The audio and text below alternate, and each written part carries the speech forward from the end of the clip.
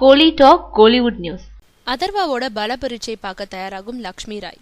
காஞ்சனா படத்துக்கு அப்புறம் 9ல குரு படத்துல நடிச்ச லக்ஷ்மி ராய்க்கு அதை அடுத்து கோடம்பாக்கம் கை கொடுக்கல. அதனால கன்னடம் ஹிந்தின்னு பட வாய்ப்புகளுக்காக படையெடுத்தவங்க அங்கு தன்னை யாரும் கண்டு கொள்ளாதனால மறுபடியும் கோலிவுட் கோதாவில் குதிச்சிருக்காங்க.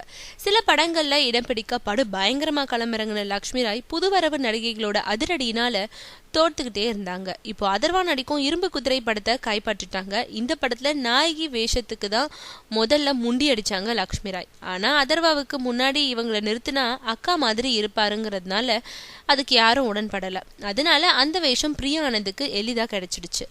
அதனால அதே படத்துல இன்னொரு வில்லி வேஷம் இருக்குன்னு டைரக்டர் சொன்னப்போ அந்த ரோல் பத்தி கேட்ட லக்ஷ்மி ராய் அதுவும் கதைக்கு முக்கியத்துவம் வாய்ந்த வேடம்ன்றதுனால உடனே ஒத்துக்கிட்டு இருக்காங்க.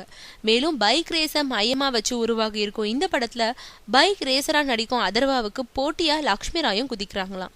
இதுக்காக சரியான ட்ரெயினரை வச்சு 2 வாரங்களா முறையா பயிற்சி பெற்று வரும் லக்ஷ்மி ராய் விரைவில் பைக் ரேஸ் காட்சிகள்ல நடிக்க போறாங்களாம்.